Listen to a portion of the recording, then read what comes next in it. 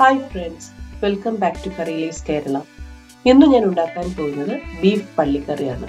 ഇത് വളരെ പെട്ടെന്ന് ഉണ്ടാക്കാൻ പറ്റുന്ന ബീഫ് ഡിഷാണ്.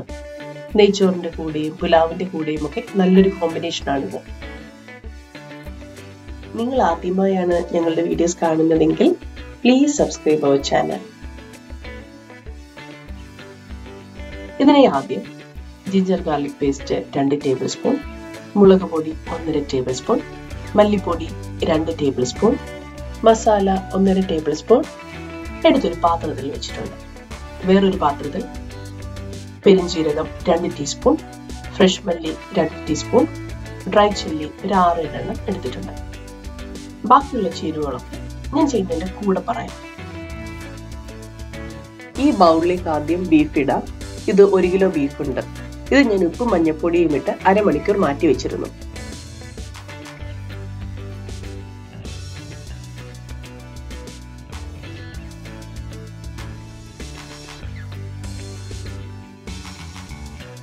അടുത്തതായി സവാള ഇടാം. ഞാൻ 4 സവാളയാണ് ഇടുന്നത്.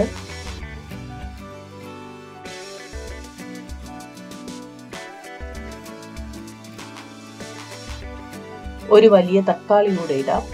നിങ്ങളുടെ കയ്യിലുള്ളത് ചെറിയ തക്കാളിയാണെങ്കിൽ ഒരു 2 എണ്ണം ഇടാം.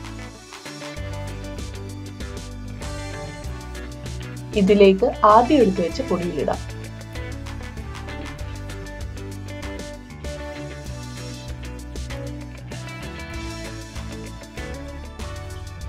ഇനി കുറച്ച് കറിവേപ്പിലയും മല്ലിയിലയും കൂടി ഇടാം.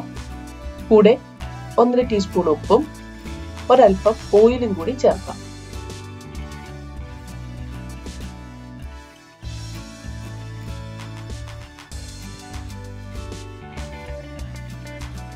അല്പം വെള്ളം കൂടി ചേർക്കാം.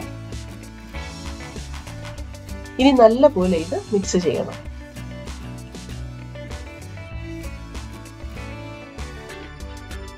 ഇപ്പോൾ നന്നായി മിക്സ് ആയിട്ടുണ്ട്.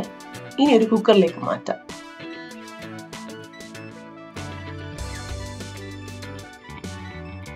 ഹൈ ഫ്ലെയിമിൽ 2 വിസിൽ വരുന്നത് വരെ വെക്കാം. അതിനുശേഷം ഒരു 20 മിനിറ്റ് കൂടി ലോ ഫ്ലെയിമിൽ വെക്കണം. ഈ നേരത്ത് എടുത്തു വച്ചിരിക്കുന്ന വറ്റൽമുളക്, മല്ലിയും പെരുംജീരകവും ഒന്ന് വറുത്തെടുക്കാം. ഒന്ന് തണുക്കുമ്പോൾ ഇത് നല്ലതുപോലെ പൊടിച്ചെടുക്കണം.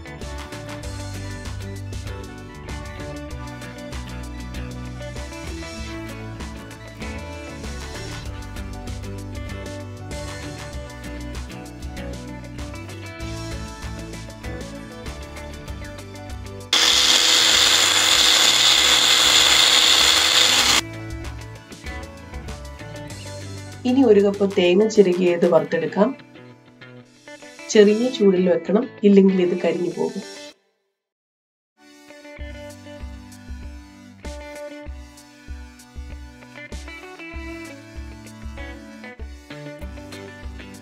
ബീഫ് റെഡി ആയിട്ടുണ്ട്.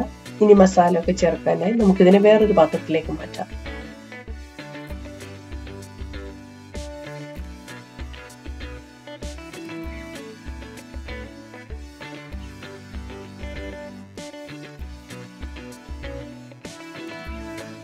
ഇതിലേക്ക് പൊടിച്ചു വെച്ച മസാലയും തേങ്ങ വറുത്തെടുത്തതും ചേർത്ത് നല്ലപോലെ മിക്സ് ചെയ്യാം. ലോ ഫ്ലെയിമിൽ ഒരു 15 മിനിറ്റ് കൂടി ഇത് അടച്ചു വെക്കണം.